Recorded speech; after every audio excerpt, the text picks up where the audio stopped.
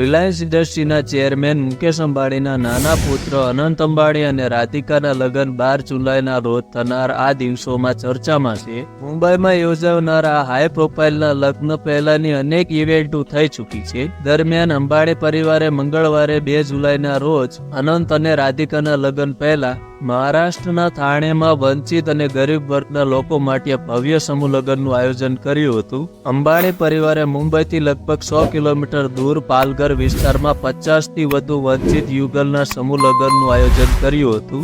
લગ્ન સમારોહ થાણેના Reliance corporate પાર્કમાં યોજાયો હતો. સમારોહમાં યુગલોના પરિવારનું પ્રતિનિધિ કરતા અંદાજે 800 લોકોએ હાજરી આપી. આ સમારોહથી શરૂ કરીને અંબાણી પરિવારે આગામી લગ્નની સિઝન દરમિયાન દેશમાં આવા સેંકડો લગ્નને સમર્થન આપવાનું ચાલુ રાખવાનું વચન આપ્યું.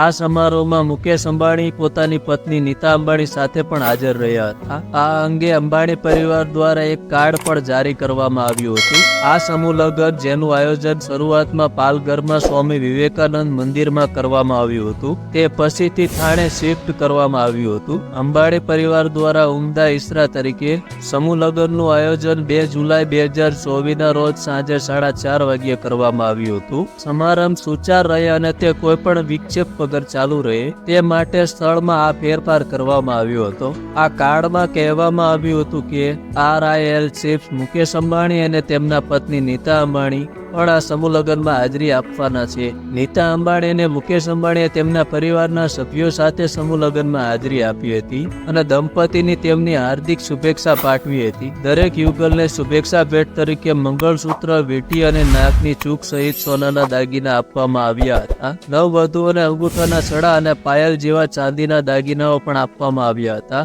વધુમાં દરેક કન્યાને તેના સ્ત્રીધન તરીકે 1,01,000નો ચેક પણ અર્પણ કરવામાં આવ્યો હતો. દરેક દંપતીને 1 વર્ષ માટે પૂરતી કરિયાણાની અને ઘર વખરતી ચીજ વસ્તુઓ પણ ભેટ આપવામાં આવી હતી. તેમાં 36 પ્રકારના આવશ્યક ચીજ વસ્તુઓ છે.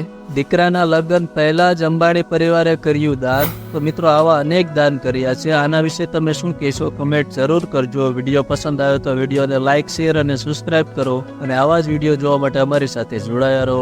ફરી મળીશું બીજા વિડીયોમાં.